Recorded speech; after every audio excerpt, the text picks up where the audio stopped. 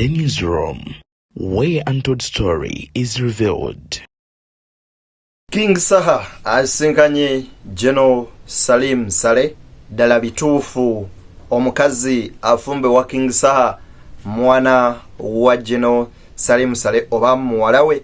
Obubaka bubono bwaweereza His Excellence Bobi Wine ate no bo baba no eno bo batabuse biki ebibatabudde ate wengenda maaso n'okubeera nga tusimbye olunwe olunaku olwaleero nkusaba na buwombeefu bw'ekikeekye waggulu video eno soko gimpere like bwogiwa like bwogiwadde muliro ogugitambuza otuuka ku buli sekinoomu ate nkusaba atana subscribing osubscribinge ku makutu guno tusobole okubeera nga ate tutambula ffenna ayagala olanga naffe ku noti 7 ne noti 7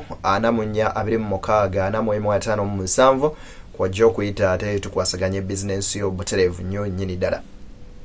Kinajjukirwa nti olunaku olw'eggulo omuyimbi King Saha yavuddeyo n'agenda maaso n'okubeera ng'ayita mu kibuga nga bw'atunda tiketi ye n'okujjukiza abawagizi okujja mu kivvulu ekitegekeddwa ng'ennaku z'omwezi 24 Lwakutaano lwa wiiki eno wali eri ku Cricket Oval e Lugogo. Era King Saha amagye ga military gagenze maaso n'okubeera nga gamusalako era n'atataaganyizibwamu oba n'akwatibwamuko akaseera akabadde akatonotono kyalwaddaaki yatwereddwa n'addayo ewuwe makaage era waneeno His Excellence Bobi Wine we yasinziridde okumuweereza obako bumubuuza oba King Saha ali bulungi. Kaakati nno banna NRM kyalwaddaaki nabo bavuddeyo ne bakkiriza ne bagamba nti mu butuufu King Saha w'amaanyi. Kasooka enkwe video eno tweyongereyo. Badde wakisekka n'endaba King Saha ng'ayuguumya ekibuga ekituufu amaanyi agalina.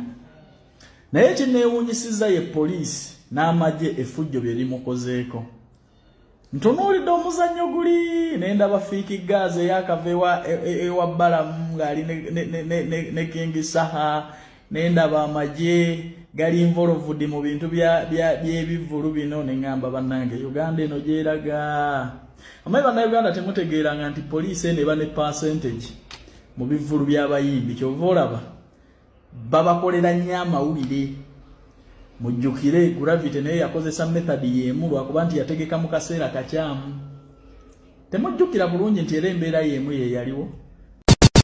Ebuvanjuba ne bugwanjuba ewaka wasigalawo ewasinga. Beyond the Newsroom gwe mukutu ogukuleetera ekyo ekisinga katiranga naffe ng'oyita ku noti 77453 ne noti 744 na bino bikulu tetulanga bafere tetulanga basawo ba kinnansi n'abagwa mu koowa eryo mwebale kutuwagira. Thank you.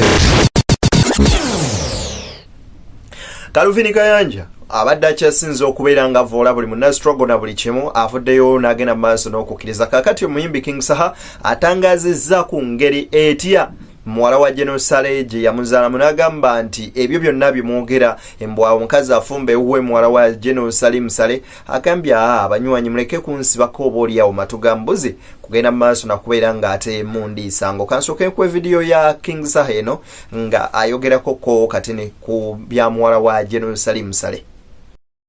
Kati gwe tomanyi oba oli maama w'abaana bange oba yanzaalira abaana oba ye mukyala abeerewa. Tukunyumira mu mbuzi kati kankikugambe leero kitegeere. Nina abakyala atali mukyala omu onfuna bulungi. Toddangaawo n'otandika omukyala gw'oyina gamba abakyala b'oyina ntandika obba kutemera. Ani kabona ani addirira kati andyagadde okulembeza nkubera kisiya ko tuli ku mulamwa gwa government Saha linda ko tuli ku mulamwa gwa government sa wakaba wakakisa kubanga nange so maleo point yange nange ndudde ngade ulira. Yes tuli ku mulamwa gwa government ate bwe bagamba nti government ya Uganda tuyina namba 2 namba 3 ne namba 1 anti is a number mamuzigaba anti irinda ko sifa bazigaba ife mu structure ya government fete tumanyi kye bayita numbers fe mu structure ya government tumanyi kye bayita resources tubanja mpeereza Tekubanja numbers. Kubaga nja kubuuza nti Franka lwaki gwe Franka? Tolina number. Video mpanvu nengenda beranga njikuwa nga yesembayo ogene maaso n'okuberanga oba oli awo obiwulira engeri King Saha gye yafunamu mwana muwala ono na bitya bwe biri so singa mwebwe mubirowooza. Kakati osinzira ku Raymond oba pengepenga avuddeyo n'agamba nti King Saha ye true success of Kyagulanyi era ekyabadde wakiseka kibalage ekibe ekyakulabirako oba oli awo gye muli. Era mu kyewuunya lwaki King Saha abadde mu wakiseka kiseka yonna neggwayo.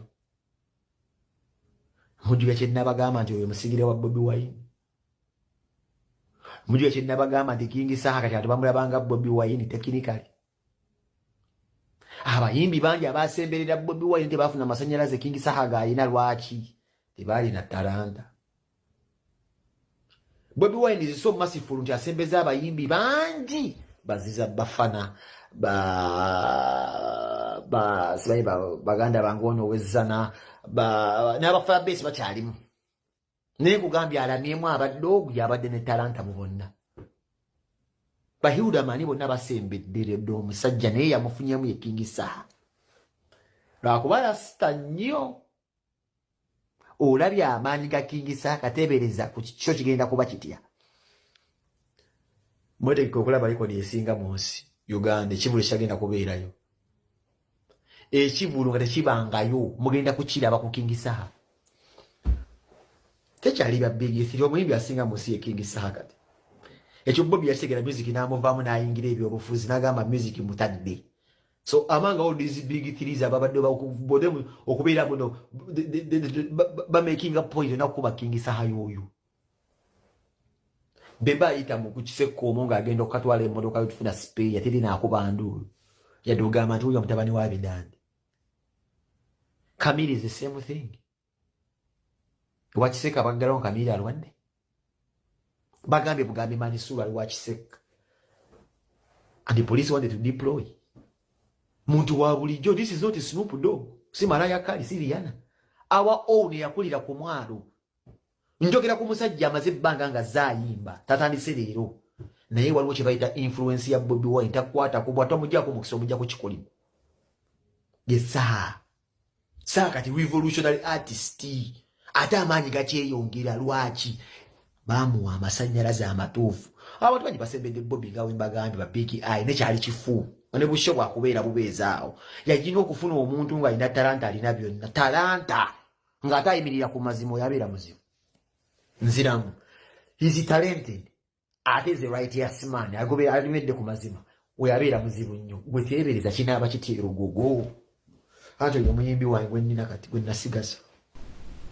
Kakati bigambo bino bya General Salim Salenga biwereza His Excellence Bobi Wine the Ghetto Gladiator ngagamba Kyagulanyi mumanyira nali mumanyi ne wabula singa nfuna omukisa ogumu meeting njagala agenda maaso n'okubanga oba oli awo nsooka ne muwabulamu ku nsonga ezimu oba endala nga kwoteeka n'okumwebaza egyo gyatuusaako engalo kubanga akoze kinene nnyo nnyini ddala. Kansooke nkuwe ebigambo bino ebya General Salim Sale ate tubiwulirize. Kyagulanyi mumanyi enaku zino yanetongola ku sikyamuliza wali omuwuliza naye mu buto bwange nze nali kamanda wa unit bali wagiyita Red Army. So ndaba kati yayambala bukofiira obwa red. So nze nkulowooza kwange singa nfuna chance nandyogedde naye nja kwogera singa nfuna omukisa nemuwa amagezi ebyo tebikyakola ebya summoning tebikyakola. So nze mukulowooza kwange nze ndaba ekizibu kye kiri ku management of power. Power agifunye erize ayogerera people's power. Ebigambo ebyo bwe bityo bwe biri. Kakati njagala nzikiriza tugende mu maaso n'okubeera ng'oba oliawo tumalayo emboozi ya musajja mukulu King Saha na Butebo yafunamu muwala wa General Salim Sale ate nga bwe twetegeka ku nsonga zino. Ennaku z'omwezi 24 January cricket over King Saha bw'abagamba era abayita. Kyandi nyanguyidde kuba goli mukwano gwange singa obadde n'ennamba kuba goli wa ggwanga eryo nandigonzeddwa. Si kya ggwanga. Sicha gwanga, not try. Nyinzo kubaje nazala tebanjagala.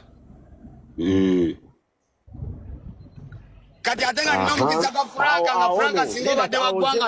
Olese bulungi ansayo bulungi. Oyinza okubaje wazaala tebakwagala. Babati nze nganze Franka bwembanga amanyi nti omwami oyo omwana we ye mukazi wange ate be batwala government. Awo nange mba nebuuza lwaki governor waffe lwaki ayina ebimunyigiriza bwebiti ne bwebiti ate nga ayina omwana wooli kuba asobola okimanyi nti eno gyensula baali baguze ne ku luguudo olukyame wange simanyi bawanda bako ku lutalo nga nwana ku mukutu nakiraba kyoga nti baali babulokinze gyasula bannange bamubeerawa twabiraba nze nabiraba sina kyesifolowinga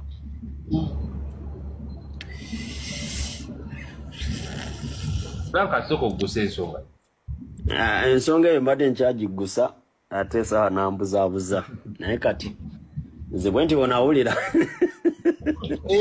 kati Franka kankweza omukisa guno simanyi oba gwe okola ngaani mu gavumenti eno nze sina kyenkolamu enkola mu patriotism era omulimu ogwe yagumpa yali mukyala Helen Seku teyali na gavumenti ya Museveni omukyala oyo yanoonya ku TikTok sina nakumalayo na mwaka ndi myezi ebisigalidde ndi businessman era tubeera okwo ku TikTok okusomesa abantu patriotism bwe bityo sina mulimu gwe nkola mu gavumenti ya Museveni. Kati bano abo abatayipingano guno bakuteberereza abo badongo naawe kati nze towulire nganga mati omukyala wo muwala wa Genosale byakutebereza. I'm not sure nkugambye mbu so naabo we bati saa njagala kugamba ekigambo kino Kabaata ayinza okuba amanyi n'oyo omwami yujiza avugidde wa comment asese ndi businessman omulimu okukwatagana ne government ya Museveni nafuna ogwo gwa patriotism ogw'okusomesa abantu okwagala ensi yaabwe ate yagumpa mukyala mukwere kinyinyonyole mu Luganda patriotism kukade bakusomesa olina okuba ng'obeera patriotic obeera ng'oyagala ensi yo bw'oba ng'oli patriotic kati ffe tubeera nzabeere nakawuka oyinza kubaagazaayo ki gwayagaza abantu ensi yaabwe kati bwe nzija nakawuka n'ensanga enfuufu nga nnyingi nzija ne bagamba kati mumanye ekiro nti amafuta tuyina buli kimu oluguudo bajja lukola mwaka bwe bityo ebyo nina okubuulira abantu wadde enfuufu tuyina nyingi batte tuli mu dduka ensi yaffe eri ku kino na kino bakoze oluguudo abenakawuka tusuubire tuyamba ddi omwaka guno ogujja buli kimu kijja kubeera nga kiryoke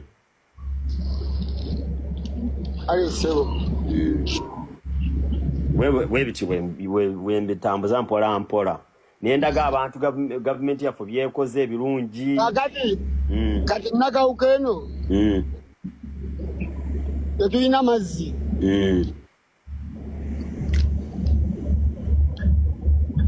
obutaba na mazzi batupulaningira ki oba kyo tonnakiwulirako omulanga njira ngongerayo nze nakoma okuwulira kuba nze ebintu ebisinga ffe tulabira kati ku platform z'abantu abalina amaloboozi nze nalaba ng'okayana ku kya gavana w'eggwanga ng'okayana ku enfuufu eriye nakawuka buli ze bye nalaba ekyamazima dde sikimanyi era bwe mba temuyina mazzi nze sikola ministry of water but kyema bayinza kujja kubalowooza kuba nakawuka eriraanye Kampala olaba neeyo mbyalo eyo deep wali amazzi sitegeera lwaki nakawuka mba temuyina amazzi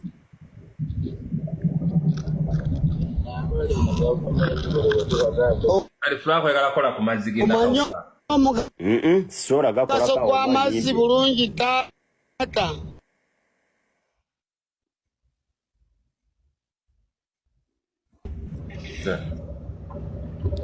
Franka omugaso gw'amazzi obadde okimanyi nti amazzi bwe bulamu Nkimanyi.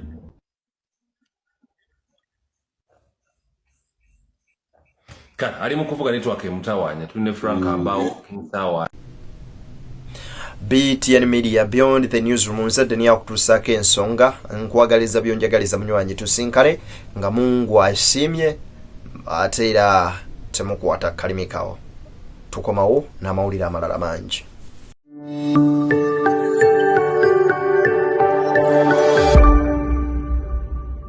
Beyond the Newsroom, where untold story is revealed.